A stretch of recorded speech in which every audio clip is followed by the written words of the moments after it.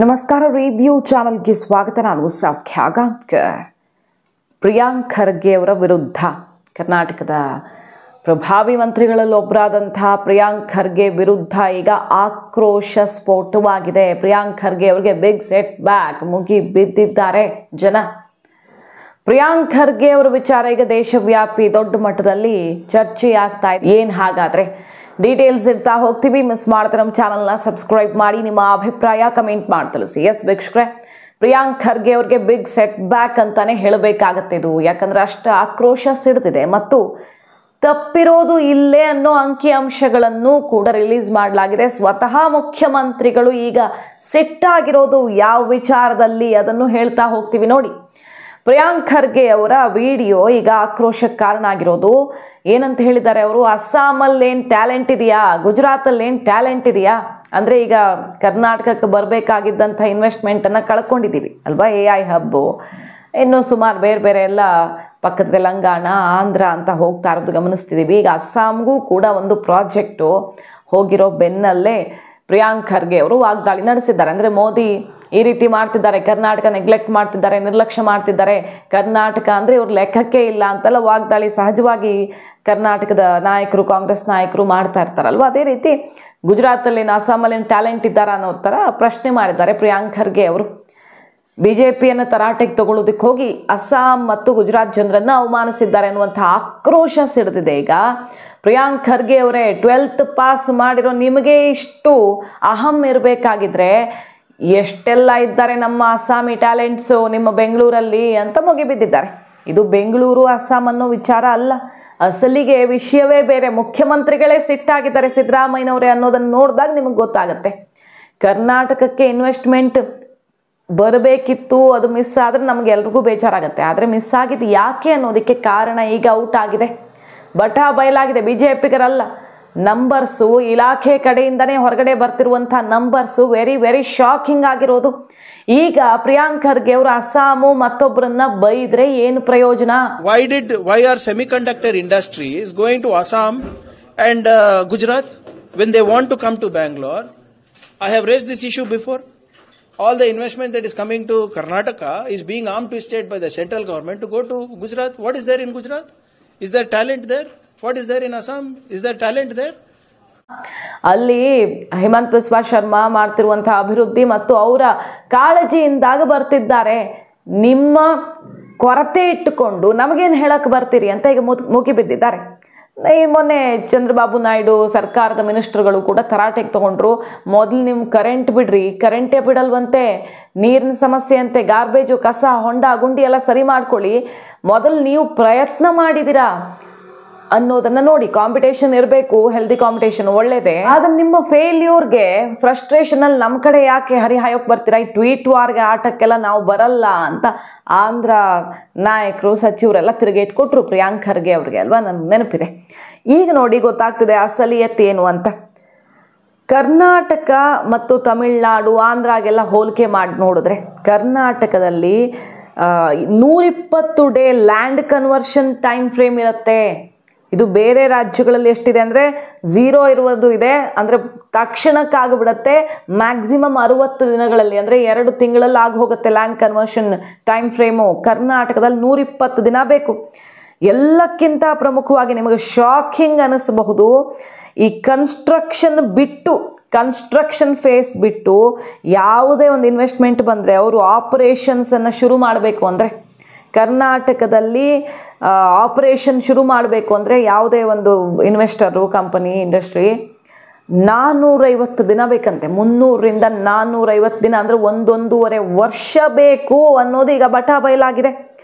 ಅಂದರೆ ಸಿದ್ದರಾಮಯ್ಯನವರೇ ಆಘಾತಕ್ಕೊಳಗಾಗಿದ್ದಾರೆ. ಈ ನಂಬರ್ ನೋಡಿ, ಏನ್ರಿ ಇದು, ಹಿಂಗೆ ಈ ರೀತಿ ಮಾಡ್ತಾ ಹೋದ್ರೆ ಕರ್ನಾಟಕಕ್ಕೆ ಇನ್ವೆಸ್ಟ್ಮೆಂಟ್ ತರೋದು ಕಷ್ಟ ಆಗುತ್ತೆ ಅನ್ನುವಂಥ ಆಕ್ರೋಶ ಸಿಡ್ದಿದೆ. ಮೊನ್ನೆ ಗೂಗಲ್ AI ಹಬ್ ಎಲ್ಲ ಕೈತಪ್ಪು ಹೋದ್ಮೇಲೆ ಸಿದ್ದರಾಮಯ್ಯನವರು ತ್ವರಿತಗತಿಯಲ್ಲಿ ಒಂದು ಮೀಟಿಂಗ್ ಮಾಡ್ತಾರೆ. ತಕ್ಷಣಕ್ಕೆ ಕ್ಲಿಯರೆನ್ಸ್ ಆಗಬೇಕು, ಕೈಗಾರಿಕಾ ಅನುಮೋದನೆ ವಿಳಂಬ ಆದರೆ ಕಠಿಣ ಕ್ರಮ ತಗೊಳ್ಬೇಕಾಗತ್ತೆ ಅಂತ ಎಚ್ಚರಿಕೆ ಕೊಡ್ತಾರೆ. ನೆರೆ ರಾಜ್ಯಗಳಿಗೆ ಉದ್ಯಮ ವಲಸೆ ತಪ್ಪಿಸೋದಕ್ಕೆ ಕಠಿಣ ಕ್ರಮ ತಗೊಳ್ಳೋಕೆ ಮುಂದಾಗಿದೆ. ಅನುಮೋದನೆಗೆ ವಿಳಂಬ ಮಾಡಲೇಬಾರ್ದು, ಯಾವ್ಯಾವ್ದು ಬೇಕೋ ಅವರಿಗೆ ಎಲ್ಲ ಸರಿ ಮಾಡಿಕೊಡ್ಬೇಕು, ಮುಖ್ಯ ಕಾರ್ಯದರ್ಶಿ ನಿರ್ದೇಶನ ಜಾರಿಗೊಳಿಸಬೇಕು, ಅನಗತ್ಯ ವಿಳಂಬ ವಿಳಂಬ ಮಾಡುವಂತಹ ಅಧಿಕಾರಿಗಳ ವಿರುದ್ಧವೇ ಕ್ರಮ, ಅಗತ್ಯ ಭೂ ಬಳಕೆ ಬದಲಾವಣೆ ಪ್ರಕ್ರಿಯೆ ಸೇರಿ ವಿವಿಧ NOC ನೀಡಿಕೆ ತ್ವರಿತಗೊಳಿಸಬೇಕು ಅಂತ ಕಟ್ಟಾಜ್ಞೆ ಹೊರಡಿಸ್ತಾರೆ. ಅಂದರೆ ಇನ್ವೆಸ್ಟ್ಮೆಂಟ್ ಫ್ರೆಂಡ್ಲಿ ಆಗಿರೋ ವಾತಾವರಣ ಕರ್ನಾಟಕದಲ್ಲಿ ಇರಲಿಲ್ಲ ಅಂತ ಆಯ್ತಲ್ವಾ.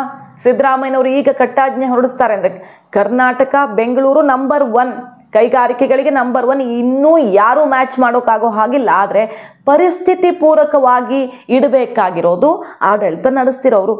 ಈಗ ಬಂದು ಸಿದ್ದರಾಮಯ್ಯನವರು ಕಟ್ಟಾಜ್ಞೆ ಹೊರಡಿಸ್ತಾರೆ, ಅಧಿಕಾರಿಗಳಿಗೆ ಶಾಕ್ ಕೊಡ್ತಾರೆ ಅಂದರೆ ಏನೋ ಒಂದು ಸಮಸ್ಯೆ ಆಗಿತ್ತು ಅಂತ ಅರ್ಥ ಆಯ್ತು. ಇಲ್ಲಿ CM ಸೂಚನೆ ಕೊಟ್ಟಿದ್ದಾರೆ. 1.33 ಲಕ್ಷ ಕೋಟಿ ರೂಪಾಯಿ ಹೂಡಿಕೆಯ ಗೂಗಲ್ AI ಹಬ್ ನೆರೆ ರಾಜ್ಯ ಆಂಧ್ರದ ಪಾಲಾಗಿರೋ ಬೆನ್ನಲ್ಲೇ ಇಲ್ಲಿ ಈಗ ಜೋರಾಗಿದೆ ಕೆಲಸ. ರಸ್ತೆ ಗುಂಡಿ ಕಾರಣ ಮತ್ತು ಉದ್ಯಮಿಗಳು ಟಾಕ್ ವಾರ್ ಆಯಿತು, ಬೇರೆ ಬೇರೆ ಕಾರಣಕ್ಕೆ ಸಮಸ್ಯೆ ಆಯಿತು, ಕರ್ನಾಟಕಕ್ಕೆ ಬರಬೇಕಾಗಿರೋದು ಕೈ ತಪ್ಪಿತು. ಹಾಗಾಗಿ ಬಂಡವಾಳ ಹೂಡಿಕೆ ಆಕರ್ಷಣೆಗೆ ಸುಲಲಿತ ವಾಣಿಜ್ಯ ಸೂತ್ರ ಅಂತ ಈಗ ಸಿದ್ದರಾಮಯ್ಯನವರು ರಚಿಸಿದ್ದಾರೆ. ಕನ್ಸ್ಟ್ರಕ್ಷನ್ ಫೇಸ್ ಬಿಟ್ಟು 450 ದಿನ ಯಾವುದೇ ಇನ್ವೆಸ್ಟರು ಅವ್ರ ಕಂಪನಿ ಕೆಲಸ ಆಪರೇಷನ್ ಶುರು ಮಾಡಬೇಕು ಅಂದರೆ ಏನೇನಕ್ಕೆ ಅಷ್ಟೆಲ್ಲ ಟೈಮ್ ಬೇಕಾಗತ್ತೆ ಅಂತ ಆ ಒಂದು ಲೆಕ್ಕ ಇಡ್ತಾ ಹೋಗ್ತೀವಿ ನೋಡಿ. ಅದಕ್ಕಿಂತ ಮೊದಲು ತೆಲಂಗಾಣದಲ್ಲಿ ಲ್ಯಾಂಡ್ ಕನ್ವರ್ಷನ್ ಟೈಮ್ಗೆ ಜಸ್ಟ್ 30 ಡೇಸ್ ಸಾಕು. ತಮಿಳ್ನಾಡಿನಲ್ಲಿ ಹೆಚ್ಚಂದರೆ 22ರಿಂದ ಮ್ಯಾಕ್ಸಿಮಮ್ ಅವರು ಬೇರೆ ಕಡೆ ತೊಗೊಂಡಿದ್ದು 66 ದಿನಗಳು. ಹಾಗೆ ಬೇರೆ ಬೇರೆ ಎಲ್ಲ ಕಡೆನೂ ಅಷ್ಟೇ 0ದಿಂದ ಹಿಡಿದು ಮ್ಯಾಕ್ಸಿಮಮ್ 60 ದಿನಗಳ ಒಳಗಡೆ ಮುಗಿಸ್ಕೊಡ್ತಾರೆ. ಆಂಧ್ರದಲ್ಲಂತೂ ಆ ಸಮಸ್ಯೆನೂ ಇಟ್ಟಿಲ್ಲ, ಅವರು ಆಟೋಮೆಟಿಕ್ ಡೀಮ್ಡ್ ಪ್ರಾಸೆಸ್ ಕಂಪ್ಲೀಟ್ ಆಗೋ ರೀತಿಯಲ್ಲಿ ಅವಕಾಶ ಮಾಡಿಟ್ಟಿದ್ದಾರೆ. ಹೈದರಾಬಾದ್ ರೀತಿಯಲ್ಲಿ ಆಂಧ್ರದಲ್ಲಿ ಹೂಡಿಕೆ ಹಿಂದೆ ನಾವು ಕಳ್ಕೊಂಡಿದ್ದನ್ನು ಮತ್ತೆ ಪಡ್ಕೊಳ್ಬೇಕು ಅನ್ನೋ ಛಲಕ್ಕೆ ಬಿದ್ದಂತೆ ಅಲ್ಲಿ ಚಂದ್ರಬಾಬು ನಾಯ್ಡು ಇನ್ವೆಸ್ಟರ್ಸ್ನ ಸೆಳೀತಾ ಇದ್ದಾರೆ, ಗಮನಿಸ್ತಾ ಇದ್ದೀವಿ ನಾವು.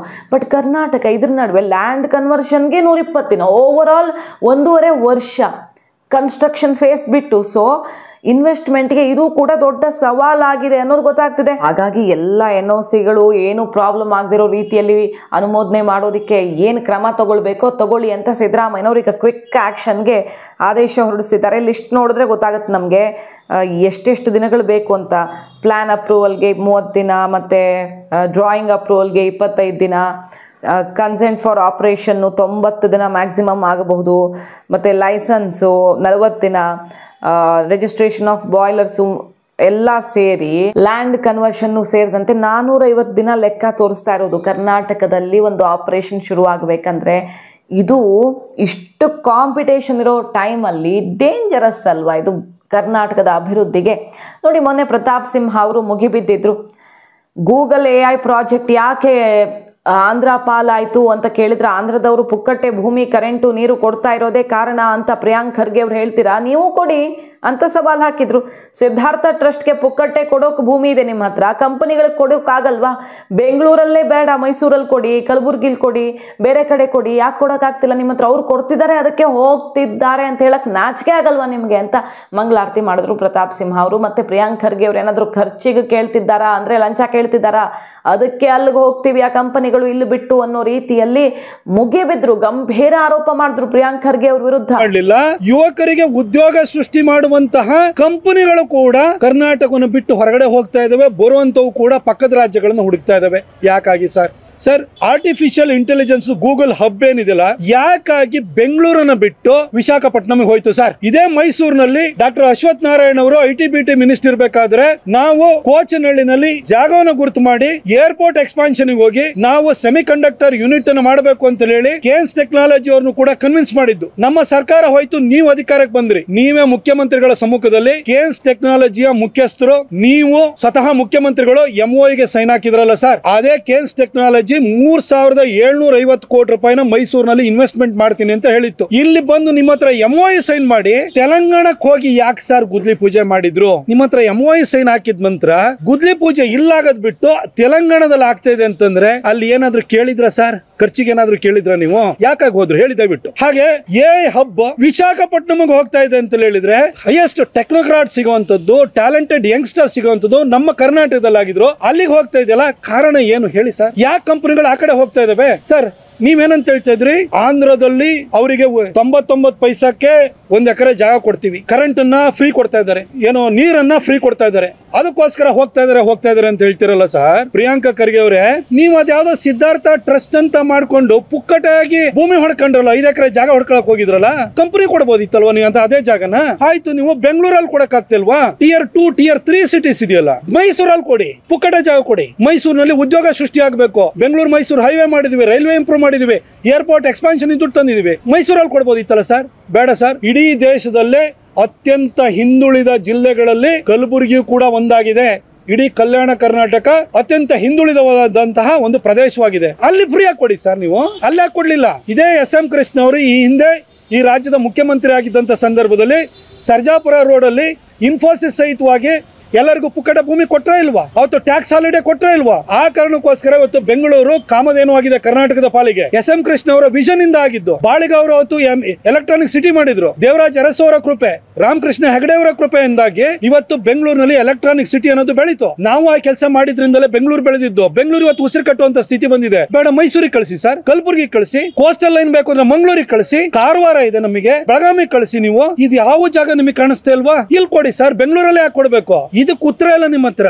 ಈಗ ನೋಡಿದ್ರೆ ಸಮರ್ಥನೆಗಳಿದ್ರು ಪ್ರಿಯಾಂಕ್ ಖರ್ಗೆ ಅವರು ಇನ್ನೊಂದು ಎಡವಟ್ಟು ಮಾಡಿದ್ರ. ಅಸ್ಸಾಮಲ್ಲಿ ಏನು ಟ್ಯಾಲೆಂಟ್ ಇದ್ದಾರಾ, ಗುಜರಾತಲ್ಲಿ ಏನು ಟ್ಯಾಲೆಂಟ್ ಇದ್ದಾರಾ, ಅಸ್ಸಾಂನ ಜನ ಹೆಂಗೆ ಸಿಡ್ದಿದ್ದಾರೆ ಅಂದರೆ, ಮೊದಲು ದೊಡ್ಡ ಖರ್ಗೆ ಅವರು ಭಾರತ ರತ್ನ ನಮ್ಮ ಶಿವಕುಮಾರ್ ಸ್ವಾಮೀಜಿಯವರು ಕೊಡಬೇಕು ಅಂತ ದೊಡ್ಡ ಖರ್ಗೆ ಅವರು ಡಿಮ್ಯಾಂಡ್ ಮಾಡಿದರು. ಅದು ತಪ್ಪಲ್ಲ. ಆದರೆ ಅಸ್ಸಾಂನ ಒಬ್ಬರು ಗ್ರೇಟೆಸ್ಟ್ ಸಿಂಗರ್ಗೆ ಕೊಟ್ಟಿದ್ದಕ್ಕೆ, ಭಾರತ ರತ್ನ ಕೊಟ್ಟಿದ್ದನ್ನು ಟೀಕಿಸಿದ್ದು ಆಕ್ರೋಶಕ್ಕೆ ಕಾರಣ ಆಗಿದೆ.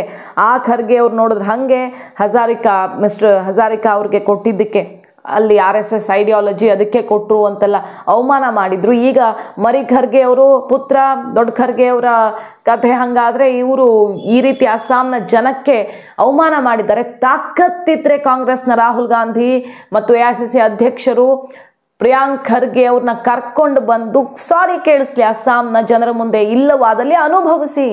ಅಸ್ಸಾಂ ಕಾಂಗ್ರೆಸ್ನ ನಾಯಕರಿಗೆ ಬೆನ್ನು ಮೂಳೆ ಇದ್ದರೆ, ನಾಚಿಕೆ ಮಾನ ಮರ್ಯಾದೆ ಇದ್ದರೆ ಪ್ರಿಯಾಂಕ್ ಖರ್ಗೆ ಅವ್ರ ಹತ್ರ ಕ್ಷಮೆ ಕೇಳಿಸಿ ಅಂತ ಈಗ ಮುಗಿ ಬಿದ್ದಿದ್ದಾರೆ ಎಲ್ಲ ರಾಜಕಾರಣಿಗಳು ಮತ್ತು ಜನ ಕೂಡ ಆಕ್ರೋಶ ಹೊರಹಾಕ್ತಿದ್ದಾರೆ. ಅದು ಹೆಂಗ್ರಿ ನೀವು ಅಸ್ಸಾಂನ ಜನಕ್ಕೆ ಇಷ್ಟು ಕೆಟ್ಟದಾಗಿ ಮಾತಾಡ್ತೀರಿ ಅಂತ ಅಲ್ಲಿ ಯಾರು ಗೌರವ್ ಗೊಗೋಯ್ ಕರ್ಕೊಂಡು ಬಂದು ಪ್ರಿಯಾಂಕ್ ಖರ್ಗೆ ತಲೆ ಬಗ್ಗಿಸ್ತೀರಾ ಇಲ್ವಾ, ಕ್ಷಮೆ ಕೇಳಿಸ್ತೀರಾ ಇಲ್ವಾ ಅನ್ನೋ ತನಕ ಆಕ್ರೋಶ ಸಿಡ್ತಿದೆ. ಮತ್ತು ರಾಹುಲ್ ಗಾಂಧಿಯವರು ಈ ವ್ಯಕ್ತಿಯಿಂದ ಕ್ಷಮೆ ಕೇಳಿಸ್ತಾ ಇದ್ರೆ ಇನ್ನು ಅಸ್ಸಾಮಿಗೆ ಬರಲೇಬೇಡಿ ನೀವು. ಅಸ್ಸಾಮನ್ನು ನಾರ್ತ್ ಈಸ್ಟನ್ನು ಕಾಂಗ್ರೆಸ್ ಸರ್ಕಾರ ಇದ್ದಾಗ ನೆಗ್ಲೆಕ್ಟ್ ಮಾಡಿಕೊಂಡೇ ಬಂತು. ನಿಮಗೆ ನಾರ್ತ್ ಈಸ್ಟು ನಮ್ಮ ದೇಶದ ಒಂದು ಭಾಗ ಅಂತಲೇ ಅನ್ನಿಸ್ತಿರ್ಲಿಲ್ಲ ಅನ್ನೋ ರೀತಿಯಲ್ಲಿ ಈಗ ತರಾಟೆಗೆ ತಗೊಳ್ತಿದ್ದಾರೆ ಕಾಂಗ್ರೆಸ್ಸನ್ನು. ಇದನ್ನೇ ನೀವು ಮಾಡ್ಕೊಂಡು ಬಂದಿರೋದು. ಟ್ಯಾಲೆಂಟ್ ಇಲ್ಲ ಅಂತಿರಲ್ಲ, ಅಸ್ಸಾಂನಲ್ಲಿ ಏನೇನಿದೆ ಅಂತ ನೋಡೋದಕ್ಕೂ ವಿಫಲರಾಗಿದ್ರಿ ಅಂತ ಮುಗಿಬಿದ್ದಿದ್ದಾರೆ ಈಗ. ಮತ್ತು BJPಗರಿಗೂ ಅಸ್ತ್ರ ಆಗಿದೆ. ಯಾಕಂದರೆ ನಾರ್ತ್ ಈಸ್ಟ್ಗೆ ಫಸ್ಟ್ಗಳು ಅಂದರೆ ಮೊದಲ ಬಾರಿಗೆ ಹೋಗಿರೋದು ಅಂತ ಎಷ್ಟು ದೊಡ್ಡ ಲಿಸ್ಟೇ ಇದೆ. ಅಲ್ಲಿ ಏನೇನು ಮಾಡಲಾಗಿದೆ ಮೋದಿ ಅವಧಿಯಲ್ಲಿ. ಫಸ್ಟ್ ಟೈಮ್ ರೈಲ್ವೆ, ಅತ್ಯಂತ ಕಷ್ಟದಾಯಕವಾದ ಕಣಿವೆ ಮತ್ತು ಪರ್ವತ ಪ್ರದೇಶಗಳಲ್ಲೆಲ್ಲ ರೈಲ್ವೆ ಪ್ರಾಜೆಕ್ಟನ್ನು ಕಂಪ್ಲೀಟ್ ಮಾಡಿ ಐತಿಹಾಸಿಕ ಸಾಧನೆ ಮಾಡಿರೋದು. ಇನ್ವೆಸ್ಟ್ಮೆಂಟು ಸಿಕ್ಕಾಪಟ್ಟೆ ಆಗಿದೆ. ನಾರ್ತ್ ಈಸ್ಟು ಈಗ ಭಾರತದ ಹೃದಯ ಅಂತಲೇ ಕನ್ಸಿಡರ್ ಆಗ್ತಿದೆ. ಅಷ್ಟು ಚೆನ್ನಾಗಿ ಅಭಿವೃದ್ಧಿ ವೇಗವಾಗಿ ಸಾಗ್ತಿದೆ. ಆದರೆ ಈ ನಾರ್ತ್ ಈಸ್ಟು ಉಪಯೋಗಕ್ಕೆ ಇಲ್ಲದಷ್ಟು ಕನಿಷ್ಠವಾಗಿ ಕಂಡಿದ್ದ ಕಾಂಗ್ರೆಸ್ನ ನಿಜ ಬಣ್ಣ ಈಗ ಬಯಲಾಗಿದೆ ಅಂತ ಪ್ರಿಯಾಂಕ್ ಖರ್ಗೆ ವಿರುದ್ಧ ಮುಗಿಬಿದ್ದಿರೋದು. ಸೊ BJP ಕೂಡ ಆಕ್ರೋಶ ವ್ಯಕ್ತಪಡಿಸ್ತಾ ಇದೆ. ಇದರ ನಡುವೆ ಪ್ರಿಯಾಂಕ್ ಖರ್ಗೆ ಅವ್ರಿಗೆ ಈಗ ಸೆಟ್ ಬ್ಯಾಕ್ ಆಗಿದೆ. ಇಲ್ಲಿ ಕರ್ನಾಟಕಕ್ಕೆ ತಗೊಂಡು ಬರೋದಕ್ಕೆ ಏನು ಮಾಡಬೇಕು ಅದನ್ನು ಮಾಡಬೇಕಿತ್ತು. ಇಲ್ಲಿ ಏನು NOC ಪ್ರಾಬ್ಲಮ್ ಇದೆಯಾ, ಲ್ಯಾಂಡ್ ಕನ್ವರ್ಷನ್ ಪ್ರಾಬ್ಲಮ್ ಇದೆಯಾ, ನಮ್ದು ಯಾಕೆ ಇಷ್ಟು ಡಿಲೇ ಆಗುತ್ತೆ, ಈ ಸಮಸ್ಯೆಗಳನ್ನು ಪರಿಹರಿಸ್ಕೊಳ್ಳುವ ಮತ್ತು ಹೊಂಡಾಗುಂಡಿ ಅದು ಇದು ಕಂಪ್ಲೇಂಟ್ಸ್ ಇದೆಯಲ್ಲ ಅದ್ರ ಬಗ್ಗೆ ಗಮನ ಕೊಡದೆ ಇವರು ಪಕ್ಕದ ರಾಜ್ಯವನ್ನು ದಡ್ರು ಟ್ಯಾಲೆಂಟ್ ಇಲ್ಲ ಅಂತ ಹೇಳೋದಕ್ಕೆ ಹೋದ್ರೆ ಸುಮ್ಮನಿರ್ತಾರೆ ಜನ, ಸಿಡ್ದು ಹೇಳ್ತಾರೆ. RSS ಕೆಣಕಿದ್ದಾರೆ ಆಲ್ರೆಡಿ. ಈಗ ಈ ರೀತಿ ಮಾತಾಡಿ ಮತ್ತದು ಬ್ಯಾಕ್ ಫೈರ್ ಆಗಿದೆ. ಅಲ್ಲಿ ಕಲಬುರಗಿ ಜಿಲ್ಲೆ ನೋಡಿದ್ರೆ ದಕ್ಷಿಣ ಭಾರತದಲ್ಲಿಯೇ ಕಟ್ಟಕಡೆಯ ತಲಾ ಆದಾಯದಲ್ಲಿ ಕಟ್ಟಕಡೆಯ ಜಿಲ್ಲೆ. ನಾಚಿಕೆ ಆಗಲ್ವಾ ನಿಮಗೆ? ಇಷ್ಟು ನಿರಂತರ ಅಧಿಕಾರದಲ್ಲಿ ಇದ್ದುಕೊಂಡು ಏನೂ ಮಾಡಿಲ್ಲ. ಈಗ RSS ಬ್ಯಾನ್ ಮಾಡೋದಷ್ಟು ಪುರ್ಸತಿ ಇದೆಯಾ ನಿಮಗೆ? ಕೆಲಸ ಮಾಡೋಕೆ ಏನೂ ಇಲ್ವಾ ಅಲ್ಲಿ ನಿಮ್ಮ ಜಿಲ್ಲೆಯಲ್ಲಿ ಅಂತೆಲ್ಲ BJP ತರಾಟೆಗೆ ತಗೊಳ್ತಿರೋ ಹೊತ್ತಲ್ಲಿ ಈಗ ಮತ್ತೊಂದು ಕಿಡಿ ಹೊತ್ತುಕೊಂಡಿದೆ ಪ್ರಿಯಾಂಕ್ ಖರ್ಗೆ ವಿರುದ್ಧ. ಮಾಹಿತಿ ಇಷ್ಟ ಆಗಿದ್ರೆ ಮಿಸ್ ಮಾಡಿದ್ರೆ ನಮ್ಮ ಚಾನಲ್ನ ಸಬ್ಸ್ಕ್ರೈಬ್ ಮಾಡಿ, ನಿಮ್ಮ ಅಭಿಪ್ರಾಯ ಕಮೆಂಟ್ ಮಾಡಿ ತಿಳಿಸಿ. Thank you.